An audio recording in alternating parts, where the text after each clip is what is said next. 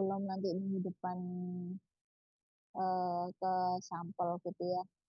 Berarti minggu depan ada recovery dan sampel.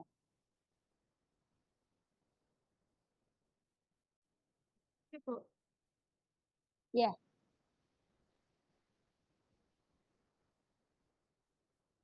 gimana minggu depan berarti data recovery sama sampling.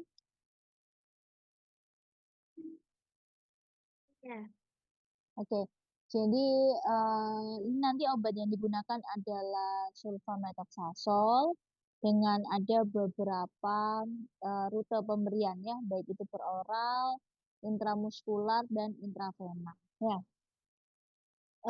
yang mana dari nanti hasil praktikum gitu ya, kalian akan bisa mengetahui sebetulnya bioavailabilitas dari masing-masing rute pemberian itu seperti apa. Mana sih sebetulnya yang bioavailabilitas paling baik gitu ya.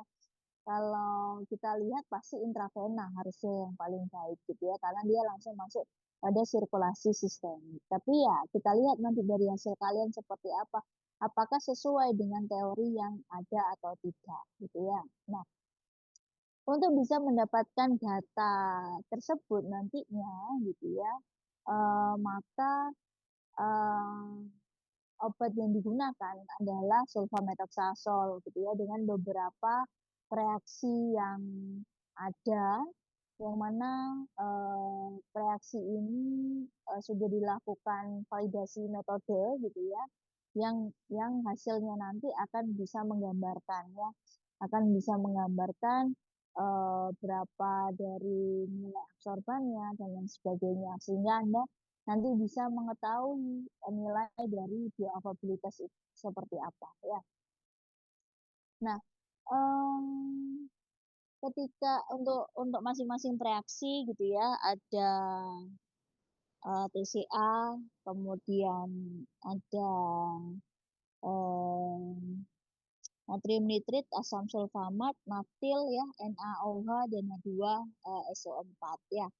Nah, apakah reaksi-reaksi ini sudah disiapkan atau gimana ya? Apakah Sudah Ibu, kalau menurut petunjuk sepertinya sudah sudah disiapkan. ya, sudah disiapkan. Oke, berarti ini lebih mudah gitu ya. Kalau biasanya memang dari beberapa tahun yang lalu masing akan dibagi di beberapa kelompok siapa yang akan membuat reaksi tersebut gitu ya. Nah, ada beberapa reaksi sebagai contohnya yang pertama adalah TCA gitu ya. Nah, TCA apa manfaatnya di sini? Ketika Anda mengambil setengah mili baku darah, kemudian tambah air suling, di vortex, didiamkan, kemudian ditambah TCA 2 mililiter. Tujuannya untuk apa?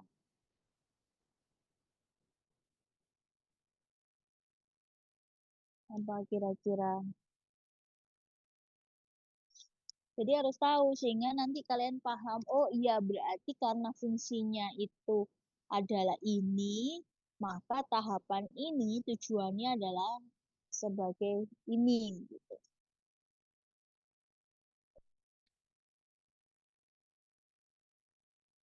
Nah, untuk mengendapkan protein dalam darah ya, jadi nantinya kan Anda akan melakukan sentrifuge ya di vortex, di sentrifuge, baru nanti diambil supernatannya ya. Tujuannya adalah untuk mengendapkan protein dalam darah agar terus kemudian yang kedua adalah membentuk suasana asam ya. Kalau digambarkan ya, mungkin pada pembuatan senyawa diazonium dari sulfamethoxazole dengan TCA dan NaNO2-nya itu sebagai katalisator untuk membuat reaksi diasitasi gitu ya agar nantinya menghasilkan garam diazonium. Nah, untuk menghilangkan kan tadi menggunakan NaNO2 ya. Untuk menghilangkan kelebihan NaNO2 itu kan nanti akan dilakukan vortex ya. Ya, akan dilakukan vortex, kemudian itu tanpa tutup pakai pakai tabung reaksi yang panjang ya, bukan fenojet. Jadi perlu diingat pakai tabung reaksi yang panjang ketika Anda menambahkan NaNO2 ya. Kemudian setelah itu dari situ kan berarti hasilnya ya dari NaNO2 tambah apa NH4OSO4NH2 maka nanti akan menghasilkan Na2SO4 tambah 2Na ditambah 3H2O lah. Na yang ada ini dengan cara di vortex untuk menghilangkan kelebihan gas Na2 itu. Nanti kalau kalau ternyata masih ada gas nitrogennya, maka warnanya itu ketika Anda tambahkan naftil itu warnanya berubah menjadi warna coklat gitu ya. Bukan menjadi warna merah muda. Berarti salah. Kalau udah berubah menjadi warna coklat itu berarti salah. Berarti vortexnya kurang lama gitu ya. Vortexnya kurang lama sehingga masih ada gas nitrogennya ya. Kemudian tahapan yang pertama, kita masuk dulu ke kurva baku ya, sebelum nanti ke sampling ya. Nah, untuk kurva baku, maka apa yang dilakukan? Pertama menimbang sulfamethoxasolnya sebanyak 100 mg, kemudian dibuat baku induk 1000 ppm dalam labu Oh, 100. Oh, dengan ini pelarutnya NaOH 0,1 N 5 mili dan H2SO4 4N 25 mili. Jadi 1:5 lalu mm, diatkan air suling sampai 100. ya. Jadi kalian membuat larutan baku induk terlebih dahulu ya. Larutan baku induk 1000 ppm dengan menimbang 100 mg sulfamethoxazole di dalam NaOH dan H2SO4 1:5. Nah, untuk NaOH dan H2SO4-nya ini sebetulnya tidak perlu kuantitatif ya. Jadi pakai gelas ukur bisa ya, nggak perlu pakai apa pipet volume gitu ya, pakai gelas ukur aja 5 mili NaOH, kemudian 25 mililiter H2SO4 ya. Ini diperhatikan ya, jadi nanti bisa langsung mengerjakan. Jadi coba dibuat summary-nya ya. Jadi 5 mili NaOH, 25 mili H2SO4, kemudian ditambahkan air suling hingga 100 mililiter ya. Itu yang pertama nanti harus dilakukan. Jadi nanti ada yang menyiapkan seluruh alatnya, kemudian ada juga yang menimbang ya. Menimbang, kemudian mengambil NaOH dan H2SO4-nya, kemudian dimasukkan ke dalam tabung reaksi, kemudian diaddkan dengan air hingga 100 mililiter ya. Kemudian setelah itu adalah kalian melakukan apa? Membuat larutan baku kerja ya. Ada berapa saja larutan baku kerjanya? Kadar berapa saja? Kadar 10, 10, 20, 20, 30, 30, 50 dan 50, dan 100. 100 mikrogram per mililiter. Oke, caranya gimana? Untuk 10 berarti kalian mengambil berapa?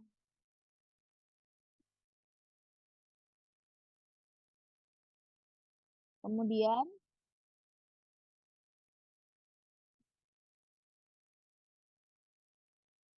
mm,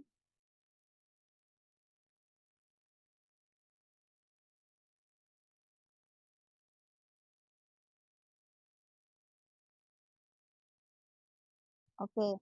Ya, nanti itu diperhatikan ya. Jadi ada yang bagian menimbang, ada yang bagian dalam membuat larutan baku kerja ya. Kemudian setelah baku kerjanya selesai, kemudian apa yang kalian lakukan? Mengamati serapan, Bu. Masa langsung gimana caranya mengamati serapannya? Menentu Reparasinya apa?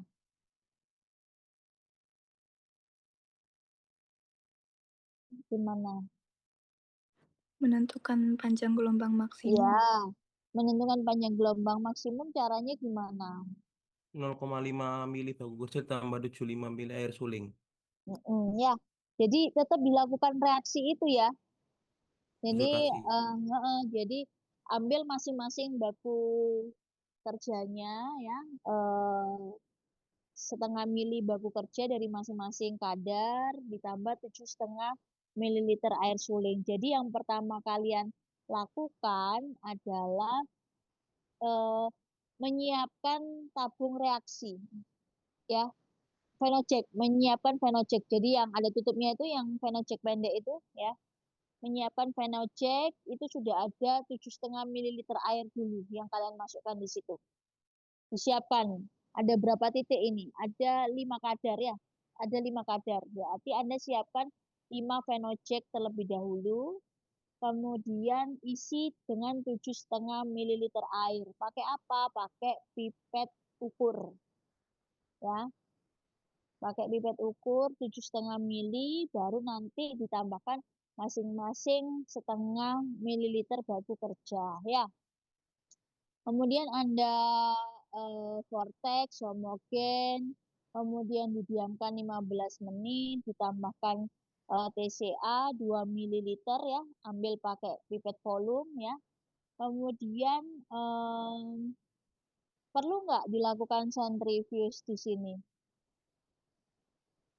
Kan kalau di prosesnya kan di centrifuge ya 2500 rpm 10 menit. Perlu nggak? Kira-kira perlu tidak? Mungkin perlu untuk mengendapkan protein setelah tambah TCA, Bu. Kan nggak ada darahnya. Ya nggak? Tidak perlu, Ibu. Nggak perlu ya kalau baku. Karena tidak ada endapan ya, jadi nggak perlu di centrifuge ya. Jadi langsung di situ. Kemudian nanti kalian ambil supernatannya 5 mili. Ya, jadi meskipun nggak di centrifuge, tujuannya centrifuge kan untuk memisahkan itu ya antara endapan dan supernatan. Kemudian kalian ambil supernatannya 5 ml. Tapi karena di baku ini nggak ada endapan, berarti kan semuanya bisa digunakan. Tapi tetap diambil 5 ml ya. Bukan semuanya digunakan ya. Ambil supernatan 5 ml, kemudian ditambahkan setengah mili NaNO2 ya, dan didiamkan selama 3 menit ya. Kemudian tambahkan ke dalamnya setengah mili amonium sulfamat di vortex selama 2 menit ya. Nah, pada saat Anda mengambil 5 mili supernatan itu, Anda masukkan ke dalam tabung reaksi ya. Bukan pakai Phenoject ya. Dipindahkan ke tabung reaksi yang panjang gitu ya. Karena nanti kalau di vortex kuat untuk menghilangkan gas NaNO2-nya ya, gas nitrogennya itu nanti biar nggak tumpah ya ketika di vortex ya. Kemudian ditambahkan setengah mili NaO2 vortex, diamkan 3 menit. Kemudian tambahkan setengah mili amonium sulfamat, terus kemudian di vortex 2 menit. Nanti baru ditambahkan 2,5 mili naftil ya. Nah, pada saat menambahkan naftil itu harus dalam kondisi tidak boleh lebih dari 10 menit ya untuk mengamati serapannya ya. Jadi kalau memang udah siap dalam waktu 10 menit itu baru Anda bisa menambahkan naftil. Oh, kira-kira 10 menit ke depan spektrumnya udah bisa dipakai, baru ditambahkan naftil ya. Dan nambahkan naftilnya jangan langsung semuanya, tapi satu dulu dilihat ya. Dicek dari satu kadar dulu. Nanti takutnya kan perlakuannya kan kalian melakukan sama tuh. Nah, kalau ternyata satu setelah ditambah naftil warnanya jadi coklat kan berarti salah ya. Berarti mungkin harus di vortex ulang gitu ya. Mungkin kurang lama vortexnya. Itu jadi vortexnya diberi apa stopwatch ya. Kalau 2 menit, 2 menit, 3 menit, 3 menit gitu ya. Terus kemudian tambahkan naftil, didiamkan selama 10 menit, nanti diamati serapannya ya. Karena warna naftil ini kan tidak stabil ya. Jadi maksimal 10 sampai 15 menit. Kita ambil 10 menit saja ya. Nah, dari situ nanti kan Anda menemukan panjang gelombangnya dari 2 kadar. Kemudian Anda melakukan penentuan apa absorban dari masing-masing kadarnya ya, dari 5 kadar tersebut. Dari sini ada pertanyaan untuk baku. Izin bertanya Bu, Hmm. kalau misalkan di salah satu kadar kan warnanya berubah jadi coklat setelah ditambah naftil. Oh, Berarti oh. perlakuan untuk kadar-kadar lainnya apakah cukup di vortex lagi saja? Jika iya, berapa menit Bu kira-kira? Nah, itu harus kita lihat dulu sebetulnya salahnya ada di mana gitu ya. Biasanya yang paling memungkinkan itu adalah setelah kalian ambil supernatannya ya, kemudian kan ditambah NaNO2 ya, tambah NaNO2, kemudian di vortex, kemudian didiamkan selama 3 menit lah. Em, apa namanya, harusnya pada saat itu ya, jadi pas setelah ditambah NaNO2 itu kan di vortex ya. Nah, vortexnya itu kira-kira sekitar 3 menit ya. Jadi sekitar 3 menit baru Anda bisa melakukan selanjutnya, tahapan selanjutnya. Ya itu kan nggak ada infonya ya kalau di buku ya. Vortex dan didiamkan selama 3 menit lah. Itu vortexnya 3 menit ya. Coba di 3 menit, kemudian baru dilakukan proses selanjutnya.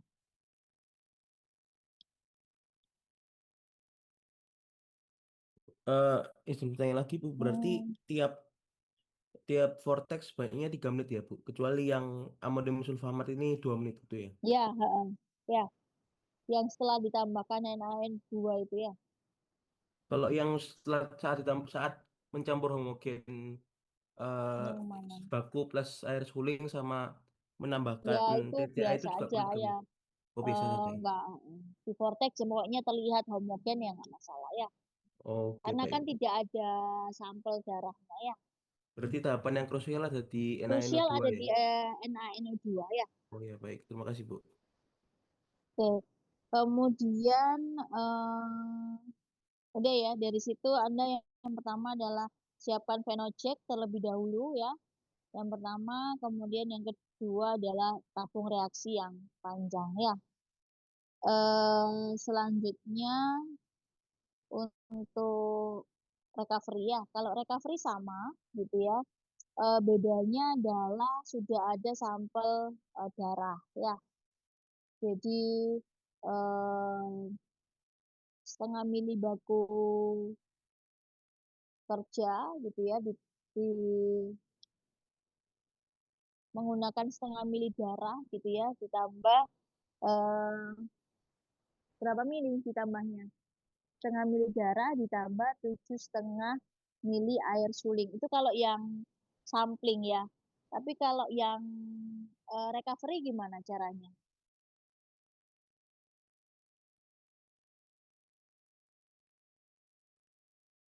Setengah mili baku kerja ditambah setengah mili darah ditambah 7 mili air suling ya.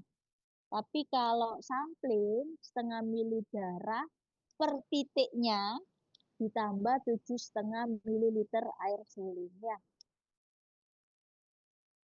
Nah, jadi perlu diperhatikan sekali terkait jumlah titiknya ya nanti pada saat pengambilan sampel ya. Kalau yang di recovery itu kan Anda siapkan dulu berapa titik. Yang pertama blanko ya, jangan lupa ada blanko ya. Jangan lupa disiapkan blanko. Jadi ada 6 phenocheck di awal, 5 kadar dan blanko. gitu ya. Terus kemudian 6 tabung reaksi yang panjang ya. Itu untuk baku. Jadi 6 phenoject dan 6 tabung reaksi yang panjang. Tapi kalau yang untuk apa namanya? Sampling 6 phenoject di awal gitu ya, mulai dari setengah mili baku ditambah setengah mili darah ditambah 7 mili air suling, vortex, diamkan, tambahkan TCA, vortex centrifuge ini menggunakan phenoject ya. Jadi 6 phenoject ya. Kemudian setelah itu kan Anda tuang ya. Jadi ambil supernatannya nggak langsung dimasukkan pipet volumenya ya ke dalam apa yang habis di centrifuge tadi. Tapi Anda tuang supernatannya itu ke tabung reaksi yang ke phenoject yang baru ya. Jadi perlu 6 phenoject lagi ya untuk menuang supernatan 5 ml tadi. Ya, untuk menuang supernatan aja. Bukan 5 ml. Untuk menuang supernatannya. Setelah supernatan dituang, baru Anda mengambil 5 ml supernatan untuk dimasukkan ke tabung reaksi yang panjang. Ya, dari sini jelas. Gimana? Udah jelas? Mohon maaf izin bertanya Bu. Berarti di awal kan di centrifuge kan pakai apa phenoject. Setelah itu Ya, supernatannya dituang apa diambil 5 mili Bu? dituang. Ini Dituang. yang recovery dan sampling ya. Nah, Ibu. Ya, dituang. Jadi dituang ke phenoject yang baru. Ke 6 Oh, phenoject yang baru dulu. Itu kan berarti isinya phenoject baru kan supernatan semua ya. betul Ibu. Nah, nanti baru Anda ambil 5 ml. Ya, jelas ya. Jadi Iya, benar-benar dari awal sudah ditulis di masing-masing phenoject diberi label. Ya, apa namanya, misalnya 10 ppm dalam kurung 1, berarti yang tahap pertama. Nanti 10 ppm tahap kedua ya, dalam kurung 2 itu berarti untuk tabung apa phenoject yang digunakan untuk menuang supernatan. Ya, nanti baru pakai tabung reaksi. Pada saat mengambil 5 ml itu baru pakai tabung reaksi. Ya, pakai tabung reaksi ditulis 10 ppm, 20 ppm, dan sebagainya. Begitu juga pada saat samplingnya, titik 0, 5 menit, 10 menit, dan lain sebagainya ya. baik Ibu paham. Terima kasih. Sampai sini jelas ya. Nah, Ya, sama nanti jumlah kebutuhan pada saat sampling itu juga sama. Ada berapa titik di sini ya? Anda kan harus melihat di sini ada berapa titik. Bedanya adalah apa namanya, ada darah kan, setiap titiknya kan Anda ada untuk menampung darah ya. Kalau yang tadi kan hanya ngambil darah sekali aja untuk recovery. Jadi Anda masukkan ke dalam satu tabung reaksi gitu ya untuk apa namanya, pembuatan kurva recovery. Jadi misalnya kebutuhannya kan setengah mililiter. Ada berapa titik? Ada 5 titik ya, kemudian ditambah belangkonya ya. Berarti kan 6 ya. Berarti 6 titik berarti kebutuhannya kan 3 mililiter ya. Kalau kebutuhannya 3 mililiter berarti nanti ya kalian ambil dimasukkan dalam phenoject ya, satu phenoject aja. Jadi nanti tiap kali preparasi sampling ngambil setengah mili darah ya. Tapi berbeda halnya pada saat sampling. Kalau pada saat sampling kan titiknya banyak. Jadi kalau titiknya banyak maka perlu kan nanti mengambil darah di telinga kelinci ya. Ambil darahnya kan 1 mili. Nah, 1 mili itu nanti kalian masukkan ke dalam tabung reaksi dulu per masing-masing titik. Ya, jadi dilihat ada berapa titik. Misalnya ada 10 titik ya, untuk IV 10 titik, untuk IM dan TO itu biasanya sampai 180 menit, 150 dan 180. 78. Ada 10 titik ya. Jadi ada 10 titik masing-masing. Nah, kalau 10 titik kan berarti sama belangkonya juga ya, belangkonya berarti 11 titik. Jadi di awal Anda ambil sekitar 10 gitu ya. 10 sampai 11 tabung reaksi yang panjang untuk memasukkan darah sampel. Ya, baru nanti ambil setengah mili pakai pipet volume dimasukkan ke dalam Venojack, baru nanti sesuai dengan perlakuan ditambah 7,5 mili. Jadi sudah ada 7,5 mili air dulu, baru dimasukkan setengah mili per masing-masing titik perlakuannya ya. Kemudian sesuai dengan sama seperti recovery tadi ya. Awalnya pakai Venojack, kemudian ada TCA, centrifuge, kemudian dituang ke Venojack yang lain, baru diambil 5 mili supernatang. Ya, dari sini jelas.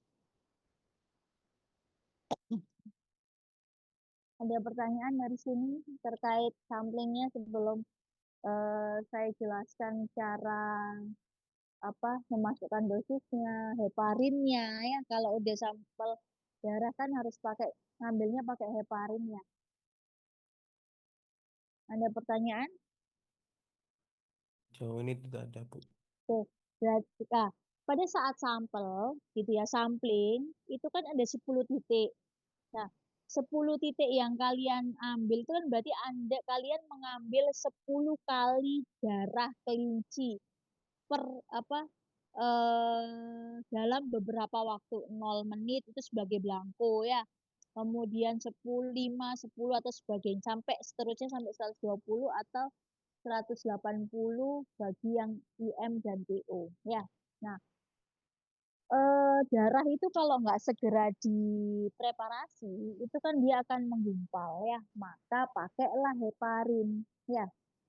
Nah, dalam SPED satu sisi berapa kebutuhan heparinnya yang harus Anda masukkan di jarum suntiknya, di SPED injeksinya? Gimana? Berapa mili? Sediaan heparin yang ada itu 500 unit. Berarti ada berapa mili yang harus Anda masukkan per SPED injeksi?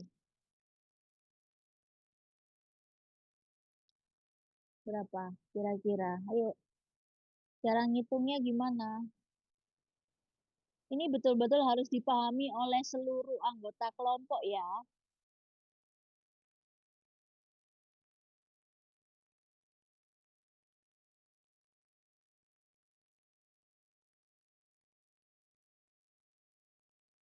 Gimana? Ayo. Anda punya 500 unit heparin. Kebutuhan darah Anda adalah 1 mililiter. Berarti berapa heparin yang harus dimasukkan untuk darah 1 mililiter? Dilihat di buku ininya, buku praktikumnya. Coba mana? Untuk bagian cara pemberian obat pada hewan coba. Untuk heparinasi, 10 unit heparin ditambahkan ke dalam tiap mililiter darah. Berarti berapa mililiter yang dimasukkan? Berarti perlu berapa unit?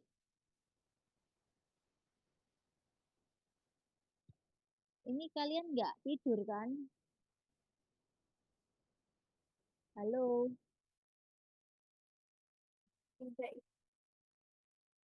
Ayo, gimana?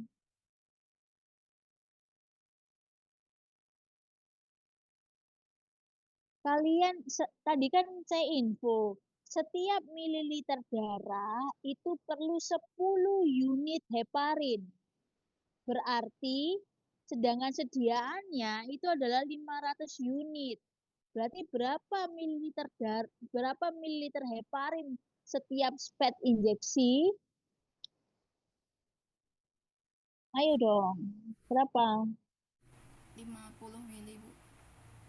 50 mililiter.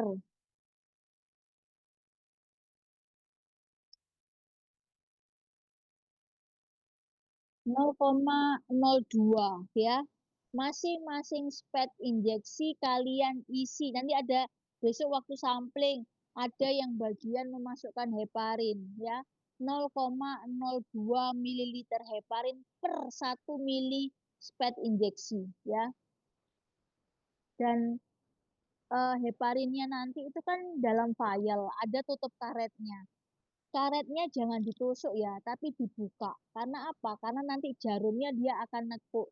Kalau jarumnya nekuk akan melukai kelinci, jadi akan apa? Ya tumpul gitu ya. Jadinya bisa melukai kelinci pada saat kalian mengambil darah ya. Oke. Kemudian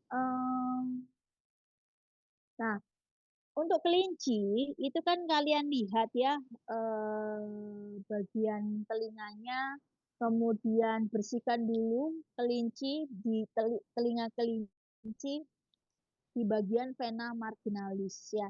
Harus sudah ready dalam wadah-wadah tertentu ya. Satu wadah kapas kering ini yang paling banyak ya. Satu wadah kapas silol ini cukup 1-2 kapas saja, nggak usah banyak-banyak. Sama satu wadah kapas alkohol, 1 atau 2 aja. Yang paling banyak adalah kapas keringnya, 1 wadah gitu ya. Tujuannya adalah silol itu kan untuk vasodilatasi ya, untuk membuka venanya, melebarkan venanya. Tapi kalau kalau venanya udah kelihatan, udah cukup lebar, maka nggak perlu dikasih silol karena silol ini panas efeknya. Kalau panas nanti kelincinya bisa berontak. Kalau berontak maka akan sulit dalam mengambil darahnya ya. Jadi kapas kering, kapas alkohol, silol cukup sekali swab aja kalau misalnya terlalu apa terlalu tipis gitu ya, 1 swab aja, kemudian baru di kapas alkohol, kemudian setelah itu diambil darahnya. Ya. Kemudian ada 3 rute pemberian, baik itu per oral, intramuskular, dan intravena. Ya, maka Anda menghitung dosisnya kan 50 mg per kilogram berat badan ya, untuk yang oral dulu. 5 mili suspensi itu setara dengan 200 mg sulfamethoxazole ya. Nanti kalian hitung konvensi dosisnya berapa yang dibutuhkan. Dan perlu diperhatikan, kapasitas lambung adalah 20 ml. Jadi pasti kurang dari 20 ml yang harus dimasukkan ya. Lihat kekuatan obat yang tertera pada labelnya. Berapa mililiter mengandung berapa miligram sulfamethoxazole ya. Kemudian yang kedua adalah pemberian secara intramuskular. Kapasitasnya adalah 0,5 mililiter ya. Ini nanti disuntikan di paha atau pantat dari kelinci. Dosisnya kan 50 mg per kilogram berat badan. Nanti dilihat juga pada sediaan yang sudah disediakan di sana berapa miligram per mililiter ya. Nanti kalian hitung. Kalau misalnya setelah kalian hitung dosis yang akan disuntikan kepada kelinci melebihi dari 0,5 mililiter, maka dibagi 2. Separuh bagian di paha kiri, separuh bagian di paha kanan ya. Kemudian yang ketiga adalah memakai rute intravena. Kapasitasnya adalah 5 sampai 10 ml. Dosisnya adalah 20 mg per kilogram berat badan. Nanti kalian lihat di sediaannya.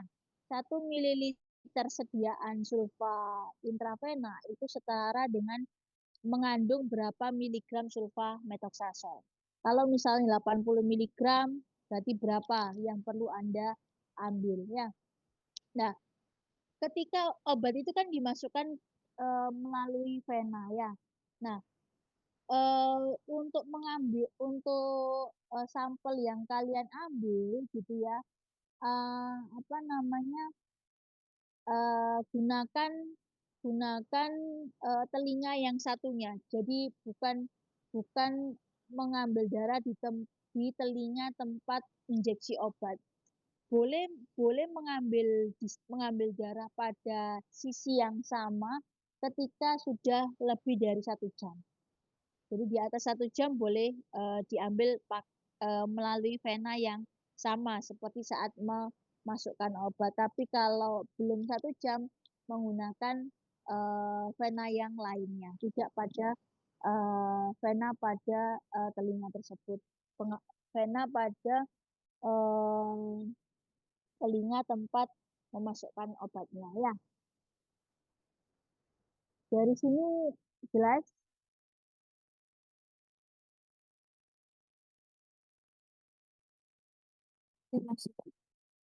Ada pertanyaan?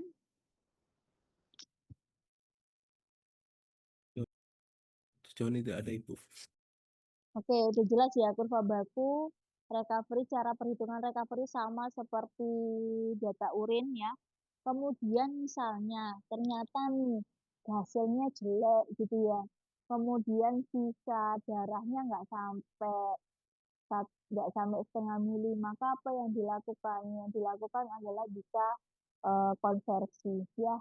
Jadi misalnya sisa darahnya sekitar 0,3 ml, berarti nanti ditambah airnya adalah 7,7 ml agar tetap menjadi 8 ml dan untuk reaksi-reaksi yang lain tidak perlu dikonversi sehingga nanti absorbannya adalah 0,5 dibagi 0,3 dikali absorban yang muncul ya, ketemu absorban dari sediaan seharusnya yang 0,5 atau semuanya dikonversi. Kalau 0,5 ml darah itu setara dengan 0,3 ml, maka nanti jumlah airnya berapa ya, berarti 0,3 per 0,5 kali 7,5. PCA berarti 0,3 per 0,5 dikali 2 mili ya, nanti dikonversi semuanya. Dan absorbannya ya absorban itu sendiri, absorban yang muncul.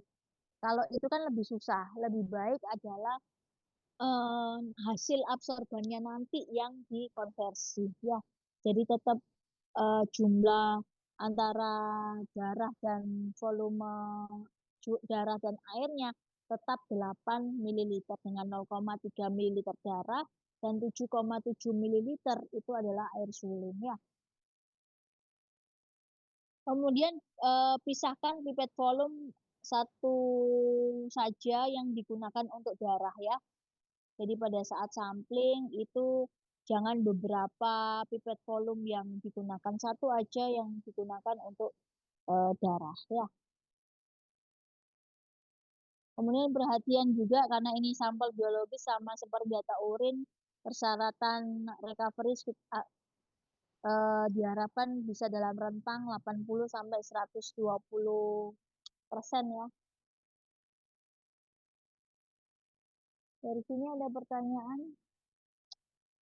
Jadi nanti selesai penjelasan ini kalian buat rinciannya, perlu fenojek berapa setidaknya untuk praktikum hari ini ya, praktikum kurva baku hari ini. Perlu fenojek berapa, perlu tabung reaksi berapa, langkah apa aja yang harus dilakukan, kemudian siapa yang akan melakukan ya. Jadi biar cepat ya. Dari sini ada pertanyaan. Oh iya, jangan lupa pada saat awal nanti kalian ambil kelinci, itu kelincinya ditimbang ya. Jadi timbang dulu kotaknya, kan nanti pakai kotak tuh, pakai kotak kelinci. Kemudian masukkan kelincinya, baru nanti timbang lagi, nanti selisihnya berarti beratnya kelinci ya. Dari sini ada pertanyaan.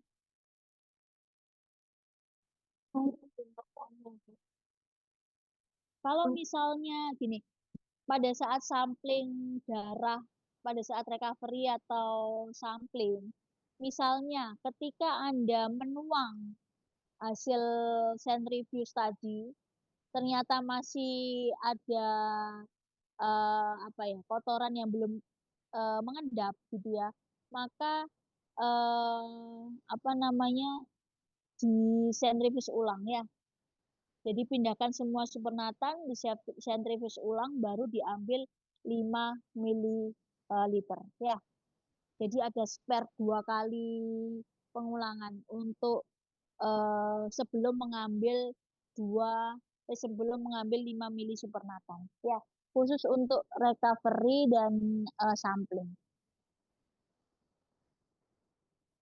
Di sini ada pertanyaan, jadi kalau pada saat kurva baku, maka yang disiapkan Phenojack seri pertama ya, untuk meletakkan baku, tambah air suling, tambah TCA, nggak perlu disentrifuge ya.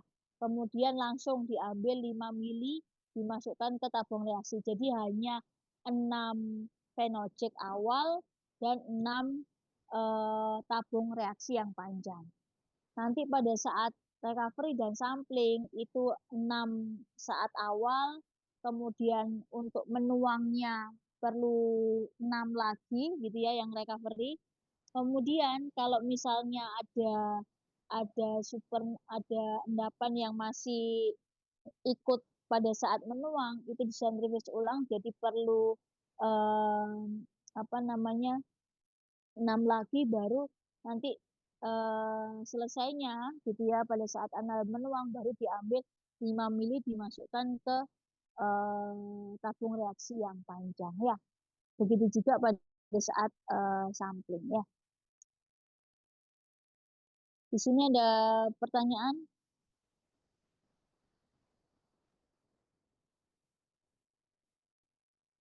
Saya izin apa namanya konfirmasi lagi Bu Hmm, untuk yang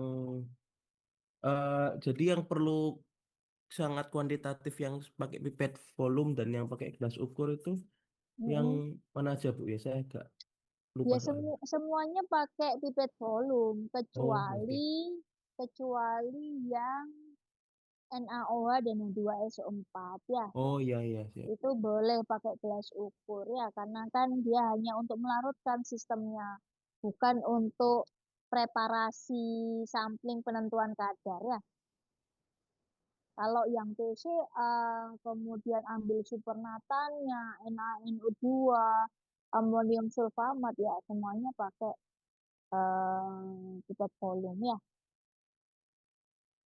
Baik Ibu. Lalu untuk yang hari kedua yang pembuatan recovery dan sampel itu, Mm-mm. untuk yang recovery kan membutuhkan baku kerja juga kan Bu. Berarti Iya, tetap bikin baku inti dan baku kerja lagi iya, Bu ya. sepertinya mungkin nanti akan dibagi sama kayak yang lalu ya. Jadi ada kelompok recovery, ada kelompok sampling. Iya Mungkin betul, begitu. sudah ada Ibu Oh, udah ada. penelitiannya. Ya, ya, tetap pakai karena kan ada baku kerja yang dibuat ya. Berarti seperti yang apa simulasi model yang pertama itu Bu ya, yang Iya, jadi membuat baku dua-dua ya baku induk 2 dilakukan. kali ya. Oh Iya. ya siap Bu, terima kasih. Heeh. Ada lagi pertanyaannya? Saya izin bertanya, Ibu. Mm-mm. Ini untuk prosedur untuk pemberian obat itu dilaksanakan di hari praktikum itu juga ya? Prosedur pemberian obat ya pada saat sampling. Jadi Anda menimbang kelincinya ya, tadi pakai apa wadahnya, cage-nya itu ya. Kemudian ketemu tuh berat kelincinya berapa. Kemudian Anda hitung dosisnya yang dibutuhkan, dilihat dari yang di labelnya seperti apa, lihat dosisnya, kemudian ambil sejumlah tertentu, kemudian sesuai yang kalian hitung, baru nanti diberikan ke kelincinya IV, PO atau IM ya. Kemudian baru sebelum sebelum mengambil sebelum memberikan IV, PO, IM obatnya, maka harus diambil titik ke 0 dulu ya sebagai belangku. Kemudian baru kalian masukkan obatnya, nyalakan stopwatch-nya, baru nanti misalnya nih, oh 5 menit, menit kelima harus ngambil, berarti siap-siapnya udah menit ketiga nih, ya, biar nggak terlalu delay-nya terlalu lama. Menit ketiga udah mulai siap-siap, jadi nanti 1 mili itu pada saat menit kelima pas nanti dimasukkan ke tabung reaksi. Nah, Waktu yang ditulis adalah waktu real ya. Kalau misalnya di buku praktikum kan 0, 0 kan pasti 0 ya. 5, 10, 15, 20 itu kan idealnya. Misalnya ternyata yang 5 menit itu tercapainya di 6 menit, ya udah nggak apa-apa. 6 menit pada 6 berapa? Sesuai dengan stopwatch kalian ya. Pada saat selesai 1 mili itu menit ke berapa ya. Dari sini ada Baik, Ibu. pertanyaan. Terima kasih.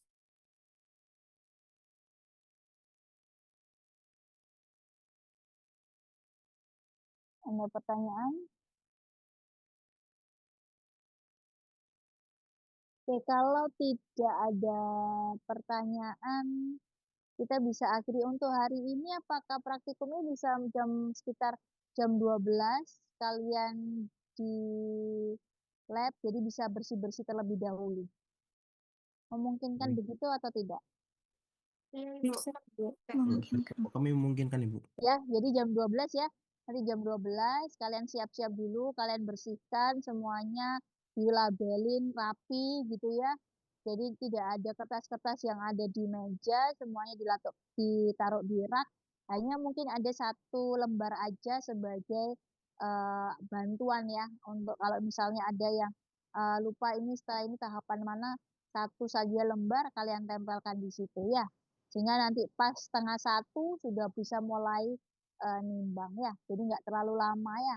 Karena kan besok hari raya, jadi sebisa mungkin kalian bisa pulang lebih awal, kemudian melaksanakan apa namanya ya, Arafah ya, supaya bisa berdoa di hari yang sangat baik ini ya. Oke, ada pertanyaan dari sini? Terakhir, saat sampling atau saat recover itu kan nanti kan di centrifuge terus kan dipindah ke Fenojek baru kan Bu. Kalau misalkan Ya, di Fenojek baru itu ternyata masih masih ada ada. endapan, Mm-mm. kan di Di centrifuge sentrifuge lagi. lagi. Heeh. Terus perlu dituang Dipindah ke Fenojek baru lagi dipindah atau ke enggak? Fenojek baru lagi, baru diambil 5 mili ya. Oh ya siap Ibu. Mengambil 5 milinya, terus dimasukkan ke tabung reaksi yang panjang. Oh baik Ibu. Terima kasih. Jadi Fenojeknya itu hanya sebagai tempat menuang aja. Tapi untuk preparasi selanjutnya yang ditambah NaNO, amonium, dan lain sebagainya itu pakai tabung reaksi yang panjang. Setelah 5 ml supernatan diambil ya. Untuk yang ditambahkan TCA yang sebelum itu Pakai kan Fenojek aja. Fenojek aja nggak apa-apa ya. Iya. Oh ya. Ya.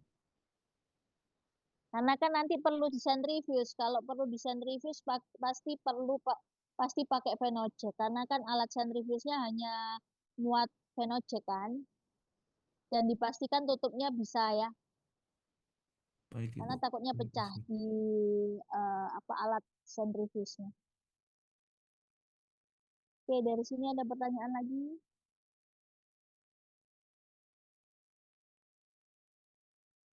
Kalau tidak ada pertanyaan, kita bisa akhiri. Nanti kita bertemu sekitar pukul 12 ya di lab.